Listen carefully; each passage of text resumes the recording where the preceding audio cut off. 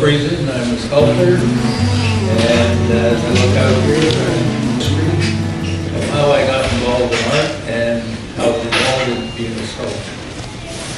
So I'm a wartime baby. I was born in 1940 in Winnipeg, Manitoba, and I lived in the downtown area, right across the street from the amphitheater, which was the arena at the time. And there was no kids in the area that I lived, so there wasn't a whole lot of playing with other kids, so I had to find something to do by myself. My father and, actually I should say there was 3 families lived in this tenement that we had. There was my uncle and my aunt, my grandmother, and my father and mother. So my father and my uncle were off into the military. So there was 3 women in the house, and they kept me entertained, I guess. One of the things that I remember that sort of was indelible into my mind when become an artist, or what art was all about, was every year the Shrine Circus would, and my aunt and my mother would get me up, and I'd go to the 2nd floor window and watch all this activity coming up and down the street. There'd be elephants pulling wagons and horses pulling wagons and camels and any number of things. And then they'd set their tents up behind our property where the Granite Curling Club was.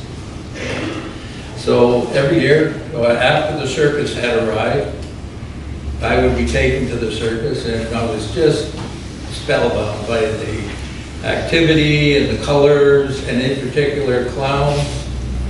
And so one of the things that would happen to keep me busy, my aunt would get these scribblers, and I would draw pictures in them. If you can imagine what a 4 or 5-year-old kind of picture it looked like. And I guess I really was into it because every time I sat down, I'd complete a whole book. And then my aunt would get me one day and say, okay, tell me the story that you've done here. And of course I go through, and this is something that happened at the circus, and this was the balloons, and blah, blah, blah. And so that would be fine. And another day would come along and probably take up the same book, and the story would be totally different. So it's kind of a graphic novel in the early stages. So I always had drawing in particular as an interest. And when we moved into a wartime house after my father returned, I got into elementary school, and they had art classes, believe it or not. So that was probably my favorite subject. And they would go give you plaster castings and what have you. And I kept my interest in that. And we then moved into wartime house, or peacetime house, I guess. We had a basement. And so I was in grade 5 or 6, something like that. And I won a couple of contests for posters. And one of the prizes for doing the posters was we had some art classes at the Winnipeg Art Gallery, which was right downtown, right behind the Hudson Bay County, for those that know Winnipeg. And all I can remember about the art classes was that one day there was other studios in there. A couple of the other young boys and myself were walking along, and we looked in this other studio. And lo and behold, there was a naked lady in there. They were doing a life drawing course. So when I got back to school, of course, I had to tell everybody, whoa, naked ladies. So I was really popular for a while. When I got into high school, I kind of let art sort of fade away. I was into sports, spent a lot of time in the gym, and of course running after all the good-looking girls in the school. And it wasn't until I started working that I really got back into art. And I started carving. And I would do ducks and buffaloes and muskox. One of the things was tiki gods. And I'd go to craft fairs and art shows, and I'd sell the damn things. I thought it was pretty good. Then I got a supply of soapstone, and I started doing sort of similar to Eskimo carvings. And my young brother who's here would come over. I'd make him do all the sanding. This kind of done. And we'd sell these things to eat. It's a full Eskimo art. And sort of as I progressed, I got a young family, got married, had a young family into my 30s.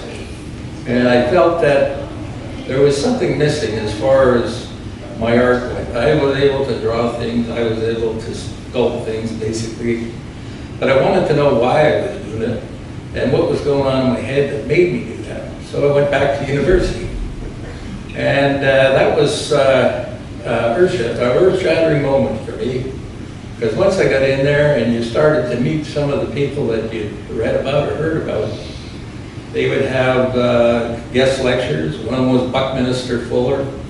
Another one was Alan Capro, who was a popular artist in the 60s, used to break houses and coffee shops and what have you.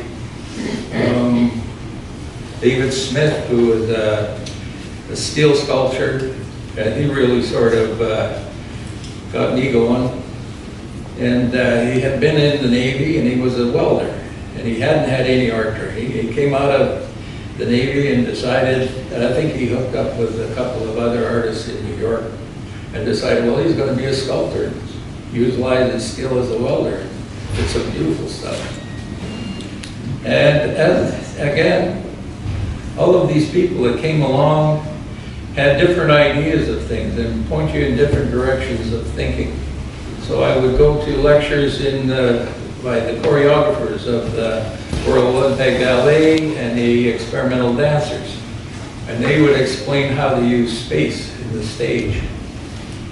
There was a registrar in the university, and I have to say, went to university for 11 years, believe it or not.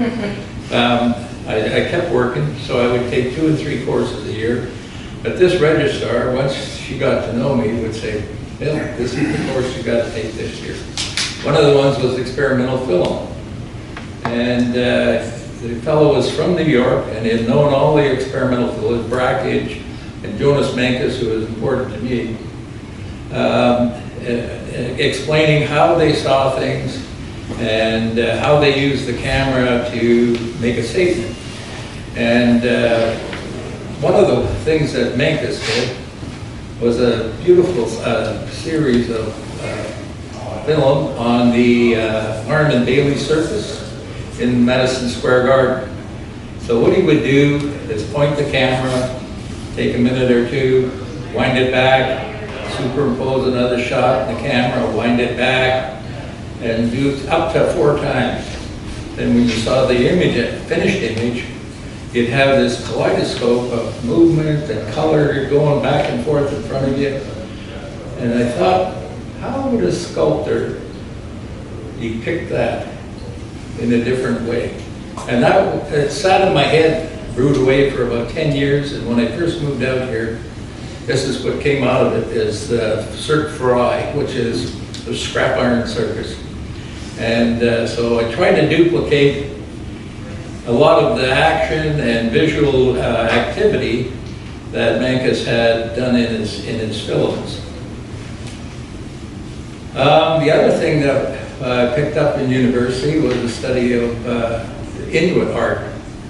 And I found that Inuit art is considerably different than West Coast native art and prairie native art. The original stuff, they have these beautiful little amulets of masks and things like that. And I wonder, well, why did they make them so small? And of course, they were nomads.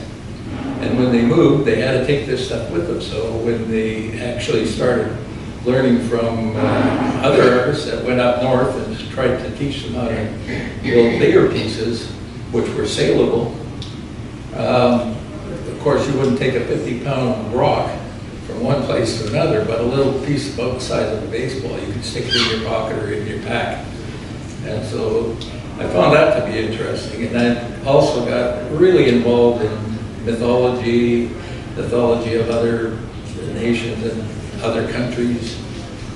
And I thought to myself, well, what is the mythology of me and the white Northern European culture? And so most of these masks are elements of that. And you can see that my interest in clowns comes out.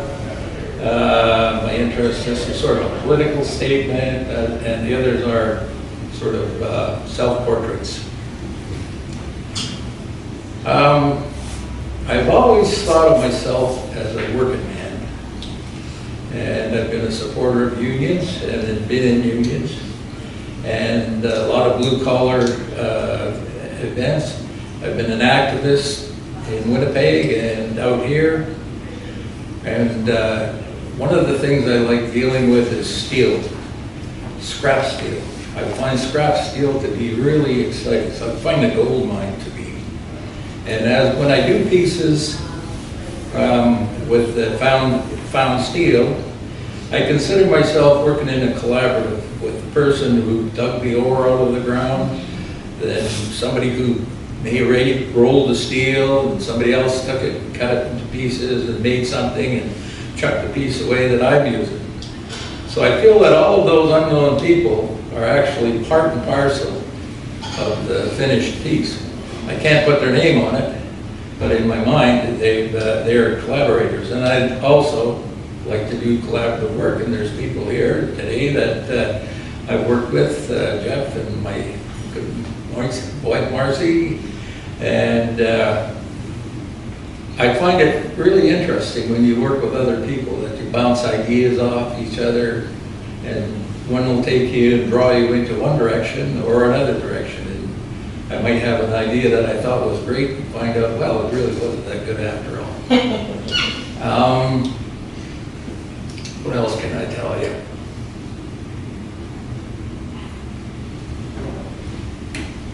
I've had numerous shows in Winnipeg, numerous shows out here, and in Winnipeg, I was lucky. There's a lot of the teaching staff in the university would purchase pieces off me, and my supply for the larger pieces was the CN shops in Winnipeg. So I'd go in there, and there'd be wrecked boxcars that had been derailed or decommissioned, and so I used to buy a boxcar. I think it was $150 for scrap steel, and so I'd make a deal with the guys in that particular part of the shop. I go in with a Sculptor, which is a little marking thing that sculptors use on steel, and mark out this part of the boxcar, this part here, and this part here. Can you cut that out for me? And they said, sure.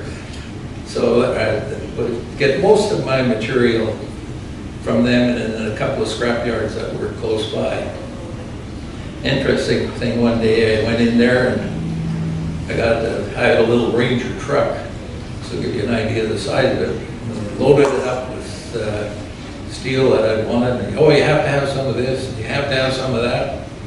And it was sort of just sitting there, and the guy said, oh, you need some cleans. And I said, what the heck are cleans? Oh, he says, that's from the other shop. So that what it is new material that hasn't been used. It's the cuttings that come out. And so there's pieces that are 6 inches, 10 inches wide, and maybe 4 feet long. So this forklift truck is coming down the road, bouncing up and down. They load my truck up in the front end. And so you got to respect the old Ukrainian guys that work there. Say, oh, don't worry, go get a wheel. They said, what? I said, go get one of the wheels. They were going to hook it onto the front of my car so it would melt down. No, you better take some off. So I gingerly left there with my truck sort of hitting the front and off and on. Didn't dare go over a big ball. There's lots of experiences making art in the art world. And in the late 80s, there was a sculpture conference in Toronto, and it was really exciting for me. One of the artists that was there was a guy by the name of Mark DeSubro, and what he does is welded steel, usually big beams. He's the kind of guy that cuts tanker cars in half and hangs them up, things like that. And he was building a sculpture on the grounds for this conference and invited anybody that wanted to come out and work on it in the mornings. So I was there, of course, and how he bent these things, they'd almost be as high as this table and as wide. So you can imagine the weight with them. He'd cut a piece in the center part, we heat it up, and there'd be a 2-ton or 3-ton block put on one end. They had a big crane, and when it was heated up, then they bend it up and drill a few holes and then start to put it together. So it was really exciting to see how somebody could use material that big and that size and handle it. So I sort of like that. The other one was Marshall McLuhan was there. And he's another person that basically has a big influence on the way that I make art. And he had challenged sculptors that we didn't see things the way that the natural world existed. And of course, everybody's sitting there saying, huh? He said, well, sculptors make things that are grounded. He said, everything, you have a statue that's grounded. And he said, if you think about it, the only thing that never moves is space. Everything else is in a constant state of flux. It's made up of molecules, little molecules are going around. If you go into the Earth is in orbit around the sun, and the planets are circulating around each other, and they're in the universe bouncing off all over the place. He says, so I'm challenging you to take a different approach to art and make things look as if they are lighter and they move. And they're, how do you do that? And so again, these are sort of examples of the kind of things that I do. And to make that and emphasize the movement, I spent a lot of time studying a guy by the name of Joseph Albers, who did color theory. And all he did was make patches of different colors and place one over the other. And lo and behold, you could put 2 colors or 3 colors and put them together, and the center one will totally change. It won't be as the color that you actually put there. So if you take yellow and blue, orange and blue, they kind of repel each other visually. So I mean, you can't see it, something's not floating, but visually they make it feel like it's pulling apart. So I try to use those kind of ideas in a lot of the sculptures that I do. I like doing big stuff. It's kind of hard to bring big stuff in here. So, and these are fairly old. I think these were done in around 2000. And like I said, that idea had been floating around in my head for well over a decade. And the second one there, you see sort of something that looks like a tiger going through the hoop. Well, my brother and I are working on one right now that's probably about 11 feet high. So we're finally getting into the big stuff. I'm not sure what else I could tell you. Oh yeah, when I was in university, you're forced to take, of course, different disciplines, and one of the ones was painting. And I figured, I like painting, but I'm not sure how I can paint and still keep my key to the sculpture studio. So when I was a lab technician, I learned how to blow glass. And I searched around and found somebody in a sign shop that was making neon. And I made an arrangement with him that I would come in and we'd do some neon. And he was an older fella who had all these really wild and wonderful ideas of how you could use neon in different respects rather than just a plain old sign. So I went to the prof and sort of twisted his arm and said, I'd like to do a painting course in neon. And he said, what? I said, neon. Ah, he says, if you can do it, go ahead. So in 3 years, I had, well, I guess about 6, oh, more than that, probably about 10 pieces I made of work that I did with neon. So what I would do is incorporate them with a structural piece as well. And some of it was just straight neon tubes, twisted, very minimalist. And there's actually 3 or 4 good neon artists that were working at the time. One was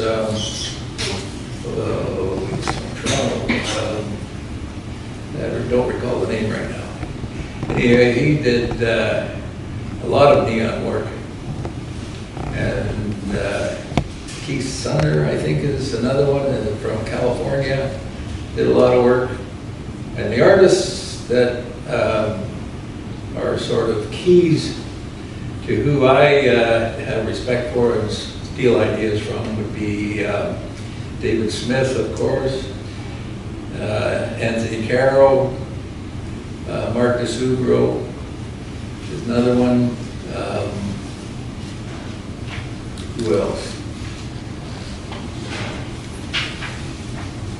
That's about it at the moment. Hey? Oh yeah, Calder, yeah, for sure, Alexander Calder, absolutely. So basically, I'm going to open it up to you to ask questions, because I'll see if I can answer them. You should mention your sculpture garden. Oh, yeah. I do have a sculpture garden in my property in Deep 8. There's some cards here if you are interested. My brother and I maintain it, and sort of. And it's a place where I can build big pieces and store them. It's kind of hard to build a piece that's 10 feet high and 5 feet wide or whatever, and keep it in your house or in your garage. It builds up too quickly. Do you have a small furnace or a hot box or a tiger torch? I have a tiger torch for sure. Yeah. I don't have a furnace. If I do stuff, and I have done some castings out here with the Wellington Foundry. And so I've had actually about 3 courses there. And one of the exciting things that happened to me when I was in university was go down to the University of Minnesota, and they had a cast iron pour. And so cast iron is quite a bit different than the other kinds of metals that are used, and they have what is called a cupola. And it's a great big furnace, or like 45-gallon drums, about 4 or 5 of them, one on top of the other, a little ladder that goes to the top, and you start the fire with coke, and then you pour in the coal, and more coke, and more coal, and more coke, and more coal. And this thing goes, flames up about 6 feet high, and finally, when it melts, all the metal melts down to the bottom of the furnace. They got a big bung there, and of course, of the cast iron, melted cast iron, I think is about 2,800 degrees. So pretty hot. You don't want to get it in your boots or on your clothes. So everybody, there's a furnace boss. He's directing traffic and hollering and screaming, and there's all students down there. Pulls the bung out, out comes the metal into a pot, put the bung back in, run like hell to the molds, pour it, and then settle down, and probably in about 15 minutes you can kick the mold open and it's ready. So at the Wellington Foundry, we were talking about that, and Lee, the fellow that owned it, said, well, we'll make a mini cupola. And what the heck is that? I said, well, just a little one. So, okay. So we spent about 2 weeks building this little furnace, and Doug was with us on that one. Great experience. And so he's the boss, and we get this thing going, and there's flames shooting up the top. We had a couple of vacuums with the air blowing through. Well, the tubes on the vacuum melted. So we're running around trying to keep that thing going. Finally pulled the pin on it, sure enough, the molten metal came out and running in, everybody stand back, look out, boom, pour it in. And I think everybody that was there for that course that day took home a cast iron something or other.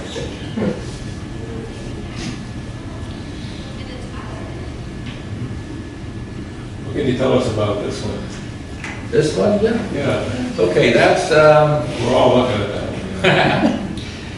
that's this one, and the one on the end, and this one to some extent, are all self-portraits. Do you want a little Vanna White help over there? Pardon? Do you want a little Vanna White help? How do you lift them up so show them to people? Hold them up. Oh, I'm sorry. So this one here,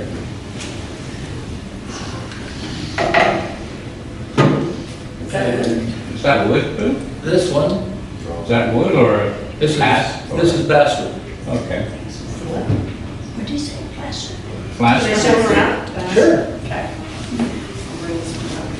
Did you say it was plastic? Basswood. That's good. B-A-S-S wood. Wood. Do you like wood? Yeah. Oh, Yeah, what kind of properties does basswood have that makes it look sweet?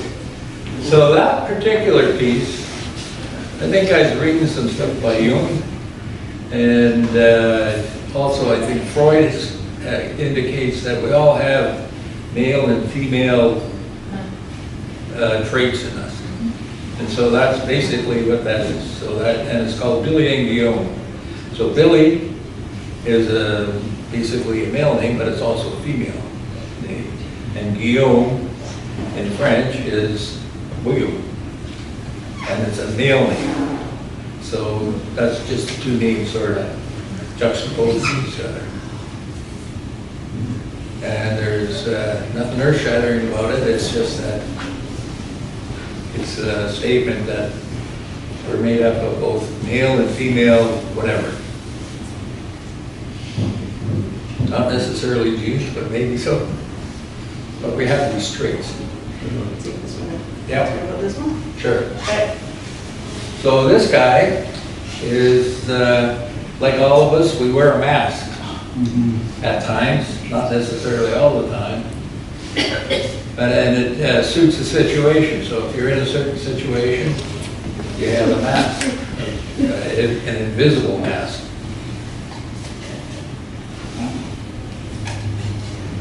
And that one is also, I think, made out of basswood. This one, there's a combination of woods. And as I said earlier, I'm infatuated with clowns. And so,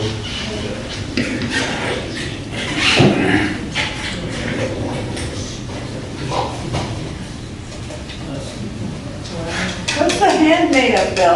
well, that's paper mache. Nice. So, Is that your own hand?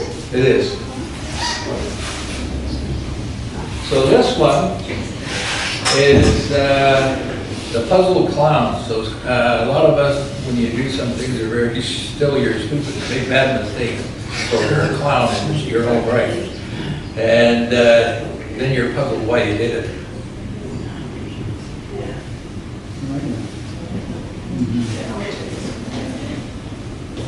And this guy is somewhat of a political statement and sort of the myth of the society we live in.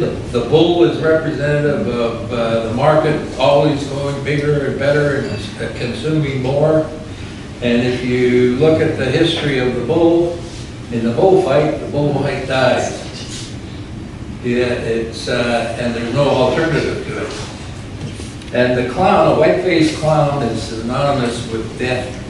That was the whole mythology behind white-faced clowns. So this one here is if you buy into the mythology of the wolf, you know what the ultimate result is going to be.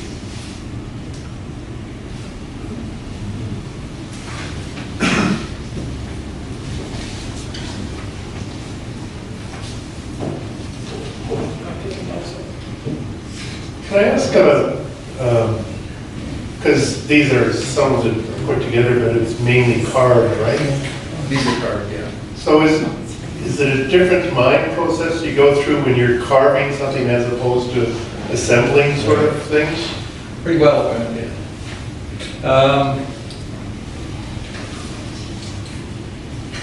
These sometimes do a lot of drawings, but they never come out the way the drawing is. And these all have an idea of, I want the idea to come out in the piece that's carved. And this is more of an artistic statement rather than sort of a personal or a political statement.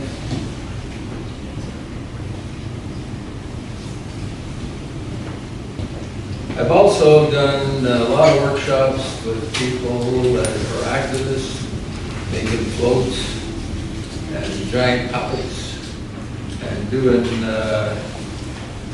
puppet workshops with young kids.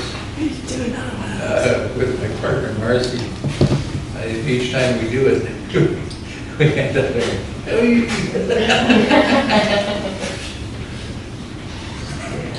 I was working with my brother in Winnipeg for, I think it was a May Day parade. Giant. Yeah. And so we were building this giant globe. And we had it pretty well done. And he said, okay, come back next day and we'll finish it. Come back the next day, it collapsed. We were working on it, had about this much paper slathered all over it. So we had to quickly work around getting it ready to go. Oh, you had that Gordon Campbell one at the... Yeah, that was for QP. I built a giant Gordon Campbell up in Gordon. So, just I'm only just starting a workshop up. But do you have a bender or, because a lot of that metal you've worked on, did you just sand it or just cut it with a plasma cutter or do you find the right shapes? No, I have a plasma cutter Yeah. and a hacksaw, like I have a Bandsaw or rotary saw? mechanical hacksaw. Yeah. Like, and no, most of those aren't shapes I found. Those are shapes I That you made? made myself. Yeah.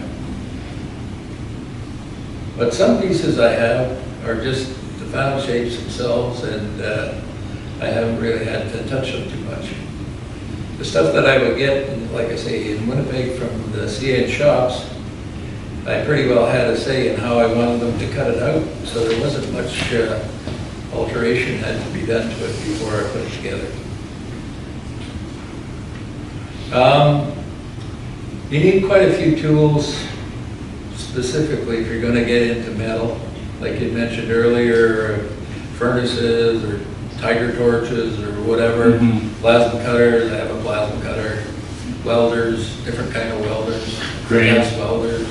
Need some, when you say a plasma cutter, I used to do a lot of, like I'm an ex-industrial maintenance guy, but everything I worked on is three-phase, so I'm a little leery about single-phase plasma cutters. They used to be rubbish in my day, but maybe they even. Just wait for a while. Eh? Just wait for a while, something else will come along. Yeah. I got some newer ones out now, and they're a lot cheaper. The first one I bought was $4,000. Yeah. And I see now you can get some for around 300. I'm not sure how they work. Yeah, just how good they Or are. how thick the metal is. Yeah, exactly. But if you have a good gas torch, you can do pretty well. Gotta have a steady hand, and usually a guide to cut out, you cut in circles and things like that. Yeah, I prefer plasma. If if you're gonna do It's it. easier. Yeah, a lot easier.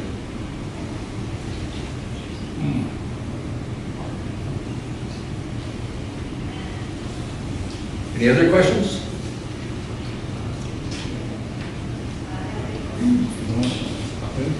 I'm just wondering, what feels like the biggest risk you ever took artistically?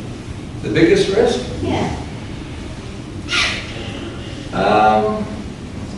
Well, the biggest risk is when somebody's paying me a lot of money to do a sculpture for their office or their building or something like that. If I screw it up, I don't make any money. And they may not want it. So if they say, oh no, you're not doing that. That would be the biggest, to me it would be, it's the cost of it. Because if you, that's why I use scrap metal, it's cheap. If you go and get new metal, it's like about 10 times the cost.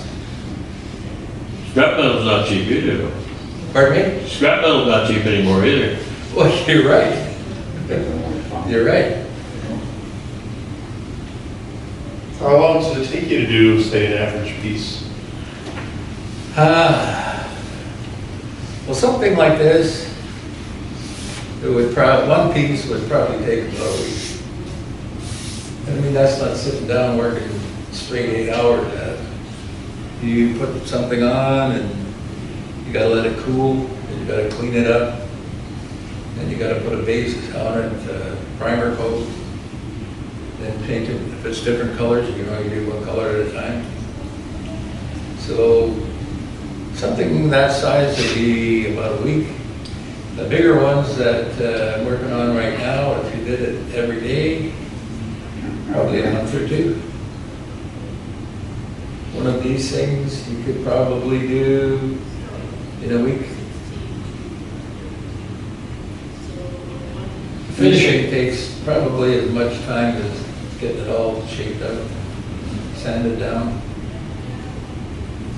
When you clean up your metal, do you use sandblast or just a basic? I've used sandblasters and wire brushes, and there's abrasive discs that you can get, Yeah. sort of like a flat disc. You can get those little hood sandblasters now, right? I've looked at them. Yeah. For some of this stuff, you could use those little hand ones that you get from, I don't know, I guess Canadian Tire has them. Princess Auto, anybody that knows, that used to be my go-to There's company for any Yeah. type of tool I wanted. Well, you're from Winnipeg. Yeah, Yeah. they had the best place to go for reused, especially electronic parts. You could find all kinds of stuff. You walk out of there with a box full of stuff for $10. Well, my buddy, before he went back from, where he gone now, Alberta, where he gone, he was petitioning Princess Auto to move into the old Canada Tire. Yeah. Yeah. Perfect. Because Langford's a pain to go to every time, but you're right, you can get it. I'll sign up for that. Yeah, Every time I go to Columbus, I go there. yeah, Get a yeah, list. that's right. There's another thing called a scaler. You got a compressor, and it's a bunch of little rods that come out. And so Oh, yeah, yeah. You get really rusted metal. Hammer at the surface and And, knock it off. Yeah, knock it off. It bounces it off. And they're actually pretty good. They're pretty So efficient. you can clean rust off things and old paint and stuff? Yeah, I will do that. Sometimes I'll leave it on, sometimes. Except where you're gonna weld. Yeah. What type of paint do you use for all? Pardon me? What type of paint do you use? I basically use two kinds of paint. One is trim clad, which is readily available at Canadian Tire. And the other one is an aircraft paint that you get from the industrial plastics. Very expensive. It's about $100 a quart. And $50 for the Solvent? not solvent. It's a two-part thing. It's like Yeah. resin. So each you gotta be, or for me anyway, be very frugal when I'm using that. I don't want to throw away, you know. So all of those could go outside then? Hey, All of those could go outside? these all go outside, you know. Especially the aircraft paint. Right. I have stuff sitting up now for over 10 years and then keeps its luster. And it's sort of like your car. Right. Car paint is another thing. I think you should mention the other materials that you carve. The materials? Yeah, you carve other things besides wood. Yeah, I do. I use, there's some wonderful marble on the island. That's up around, Port Hardy. Port Hardy, that's right. And if you go up on the logging roads and they're at the back roads, they're terrible roads, but there's big chunks of it lying all over the place. And there's up around Kennedy Lake. If you go up the creek, apparently there was a landslide there many years ago. You can find some really neat marble that they refer to as Vancouver Island marble. It's got sort of a brown, sugary wave that runs through it. And there's also some that has black, dark black spots, so it's mottled. But you gotta, it's a big slug going up and looking for that stuff. The other thing is casting. You mentioned casting. The castings can be done with many things. When you do a casting of a piece, it's primarily done first of all, you start off with a clay figure of some kind. Then you make a mold. And then when you have the mold, you fill it full of wax. And it's hollow, so it's hot wax. You pour the hot wax in, let it sluice around for a bit. Then you pour the hot wax out, take it out of the mold. And if you're going to do the piece yourself, then you have to put another mold on top of that. Usually a ceramic slurry. You keep dipping it until it's like about 1/8 of an inch thick. Then you burn that wax out. And then you can pour the metal into it. But I also use plaster, and you can use resin. And one of the cheapest things you can use to do all of the things that I've mentioned is paper mache. So you can cast it, you can mold it with your hands like you would clay. It's not quite as giving as clay is. You can make sculptures cut out of cardboard. Do all kinds of things with paper. It doesn't cost you hardly anything. Buy a big jug of carpenter's glue, and that's about it.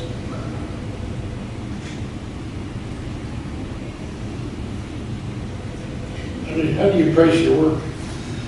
As much as I get for it.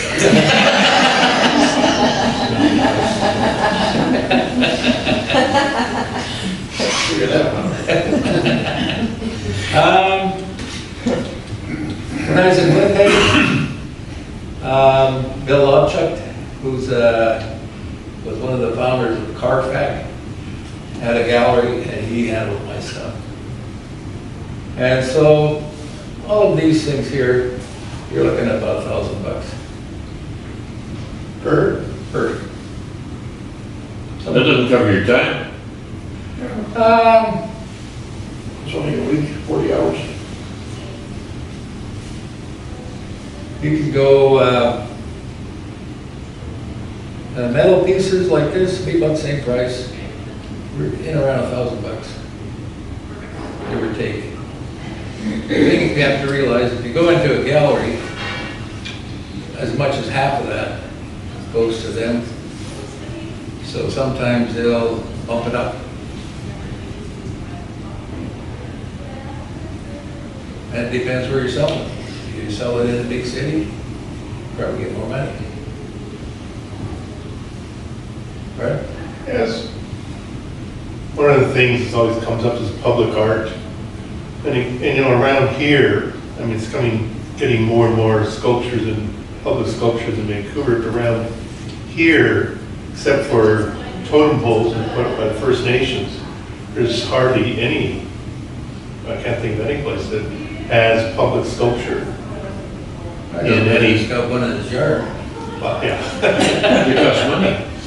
But so, you know, that you would think would be important. We talk about ourselves being so proud of our cultural heritage we have here in the valley. You think there'd be more instances of public art? Yeah, it's, when I lived in Parksville for a while, and mentioned the foundry. Well, when I was working at the foundry, I did a cement fence for them, an 8-foot high, 30-foot long fence between two buildings, and it's all sculptural. And they did sell gases, welding gas, that type of thing. And I built a small fence along the bottom of that, which had welders and welding tanks and whatever. When I asked them what they wanted, I forget which welding company. Well, I want some sparks coming out. It's sparks. It's very expensive to have public sculpture. It is. The thing in public sculpture is before you even get going, you have to have insurance. And you have to have it authorized by an engineer in most cases. It's pretty big. They have to okay it. And then a lot of the bigger pieces, you can't do it yourself. So you have to go to a shop and have them do it. And a friend of mine in Winnipeg did a big piece in front of the law courts building. And he got the commission for it, he got the okay for it. And it was 50 grand, which sounds like they got a lot of money. And he couldn't get it done in Canada and keep it in that range. So there was a company in Sweden that would basically, per bona, cut the pieces and weld them together for artists anywhere in the world. However, he had to ship it back and bring it to Winnipeg. He eventually had to put it together himself. And at the end, it cost him close to $10,000 on top of it.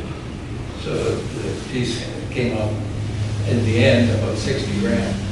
So if you hadn't costed it out properly, and if he had, well, he wouldn't have got because the limit was 50,000 for it. Like in Nanaimo, at the new waterfront park, there's a bunch of public pieces, public sculptures, right? Yeah. And if you look at Vancouver, at English Bay with the Laughing Man sculptures, I mean, that's a really good addition to the city, right? Absolutely, but they're expensive. Like if you do them in bronze, right off the bat, you're looking at $35 a pound. It's probably more now. That's just to get the metal. That's not the work to put it together, that's the work to clean it up, move it over, install it. A little piece, something like this, would probably be the cost of about $1,500 just to get it cast. Because they have to make it old, you can charge for that. You can charge for the metal they put into it. And a foundry just doesn't charge you for the amount of metal they put in there. There's an addition for them, belting it down and doing the work.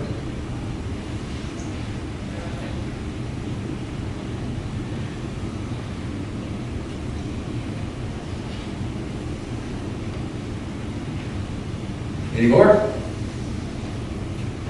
I got one. Jeff, when are we going to do a collaborative piece? We better start, time goes by, right? That's right. What are you gonna make? Whatever we get, I guess. I've got a question. Your garden in Deep Bay, is it open at certain times or? It's open all year round. Anybody that wants to come and walk through it is fine. You want to come in this kind of weather, that's fine. It's best in the summer because we cleaned it up a bit. There's about a dozen pieces in there right now. There'll be 3 more by the time the summer comes. Are you having an open house this year?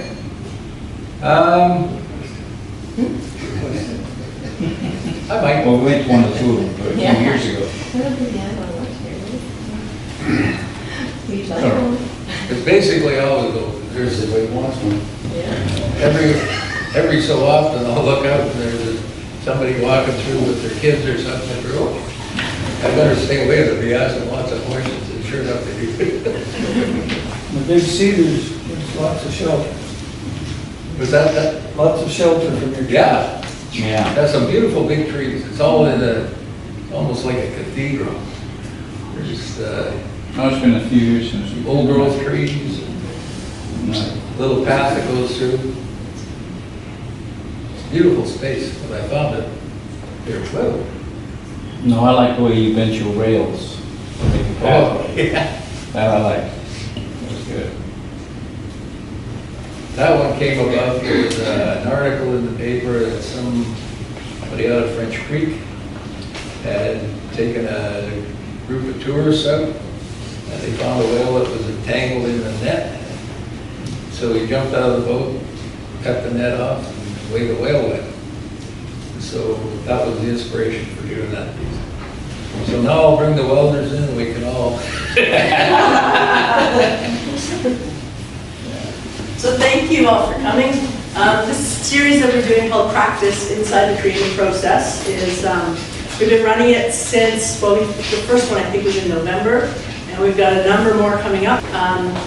We have an application, or it's really just to tell us about what you want to talk about, not really an application, on the website at comoxvalleyarts.com/practice if any of you are interested in presenting work on your, talk on your own work, or in volunteering with us, or perhaps a workshop on a art form that you're particularly fascinated with or expert at. And we have a lot of interviews as well. That's another place where we're encouraging folks to submit if you'd like to be interviewed. We're doing video interviews. We're building an archive on the website and YouTube to help share the legacy of all of our arts, of our Valley artists. We'd love to have everyone involved in that. We'd love to talk to any of you about sharing your work or capturing your legacy and participating in that. And thank you all for coming. We'll look forward to seeing you again soon.